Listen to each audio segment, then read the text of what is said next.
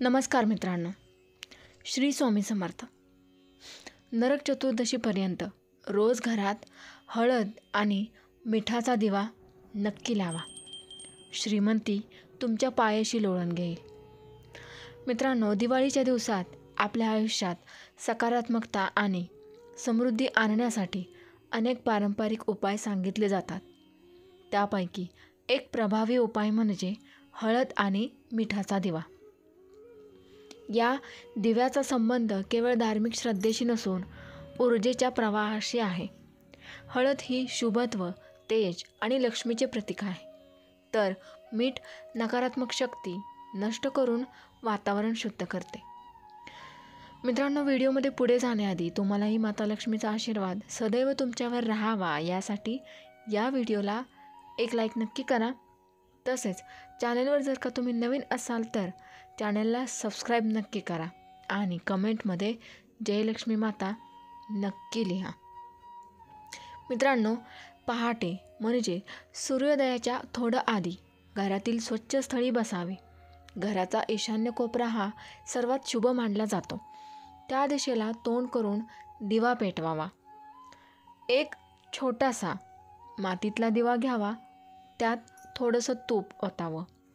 हळदीच्या बारीक पुडीतून एक छोटं वातीसारखं गोल करून ठेवावं आणि त्यात थोडेसे मीठ घालावं. वातीमध्ये तूप लावून नेहमीप्रमाणे दिवा पेटवावा. दिवा पेटवल्यावर लक्ष्मीच्या नावाने पूर्ण एकाग्रतेने प्रार्थना करावी. माझ्या घरात सतत समृद्धी नांदो, कोणतीही अडचण नको आणि माझ्या श्रमाचे योग्य फळ मिळो. दिवा लावल्यावर काही क्षण शांत बसून मनात कृतज्ञतेची भावना निर्माण करा.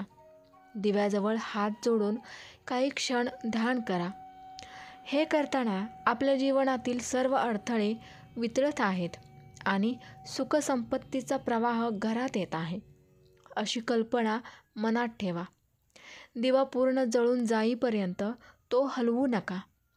रोज हा दिवा लावल्याने घरातील नकारात्मकता, आर्थिक ताण आणि मानसिक दडपण कमी होते, अशी धारणा आहे. हा उपाय नरक चतुर्दशीपर्यंत सातत्याने केल्यास आर्थिक आशीर्वाद मिळतो, असे अनेकांना अनुभव आलेले आहेत. या काळात घरात झाडू लावण्यापूर्वी लक्ष्मीचा स्तोत्र किंवा ओम श्रीम ह्रीम क्लीम महालक्ष्मे नमः हा मंत्र मनात म्हणत राहा. हे वातावरण अधिक पवित्र बनवते. दिवाळीच्या आसपास वातावरणात ऊर्जेचा प्रवाह वाढतो. प्रत्येक घरात स्वच्छता आणि उत्साह असतो. हळद व मिठाचा दिवा या काळात एक छोटे पण अत्यंत शक्तिशाली साधन बनतो. दुसऱ्या भागात आपण या दिव्याचा आध्यात्मिक आणि ऊर्जात्मक प्रभाव समजून घेऊया. आता हळद लावलेला दिवा हे पृथ्वी आणि अग्नितत्वाचे मिलन आहे. पृथ्वी तत्व स्थिरतेचे प्रतीक आहे आणि अग्नितत्व रूपांतरणाचे. हा दिवा पेटवला की घरात त्या दोन्ही शक्तींचा समसमान प्रवाह सुरू होतो.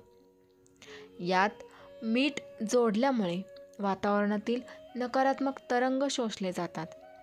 त्यामुळे पैसा टिकून राहतो आणि अनावश्यक खर्च थांबतो. या दिव्यात तुपाचा वापर अत्यंत आवश्यक आहे. तूप हे सात्विक ऊर्जा वाहक आहे. तुपाची ज्योत लकाकत राहिली की घरातील लक्ष्मी स्थिर होते, असे लोकमान्य आहे. दिवा लावल्यावर ओम श्रीम ह्रीम क्लीम महालक्ष्मे नमः असा मंत्र जप 11 वेळा करावा. मन शांत ठेवून हे केल्यास ऊर्जेची एक वेगळी लहर जाणवते. दररोज संध्याकाळी हा दिवा पुन्हा लावा. दिवा लावण्याआधी थोडं तूप आणि हळदीचं मिश्रण तयार ठेवा.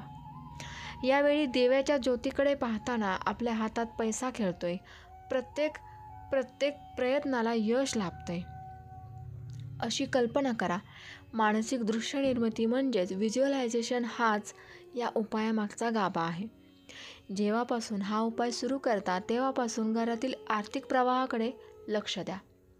अनावश्यक खर्च कमी होऊ लागेल. नवीन कामे किंवा संधी मिळायला सुरुवात होईल. शनिवारी आणि मंगळवारी हा दिवा अधिक प्रभावी मानला जातो. त्या दिवशी थोडी गूळ मिश्रित हळद वापरावी आणि दिव्याजवळ एक छोटी पातीची नाणी ठेवावी. ती नाणी पुढे दिवाळीच्या लक्ष्मीपूजनात वापरा. नरक चतुर्दशी येईपर्यंत हा उपाय सातत्याने करत राहा.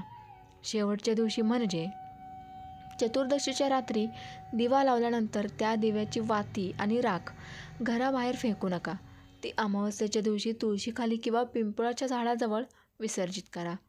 हे केल्याने घरातील धनसंपत्ती स्थिर राहते असे मानले जाते. या सर्वात महत्त्वाचं म्हणजे श्रद्धा आणि सातत्य. दिवा हा फक्त एक माध्यम आहे, त्यामागचा हेतू, भावना आणि शुद्ध निश्चय हेच खरे परिणाम घडवतात. दिवाळीच्या या काळात दररोज हसतमुखाने, आनंदाने आणि कृतज्ञतेने हा हळद मिठाचा दिवा लावा. आपल्या घरात फक्त प्रकाशच नाही तर समृद्धीचा सुवासही दरवळेल. मित्रांनो, हा व्हिडिओ आपल्याला कसा वाटला कमेंटद्वारे नक्की कळवा. व्हिडिओला जास्तीत जास्त लाईक्स आणि जास्तीत जास्त शेअर नक्की करा. तसेच चॅनलवर नवीन असाल तर चॅनलला सबस्क्राईब करा. श्री स्वामी समर्थ. जय जय स्वामी समर्थ.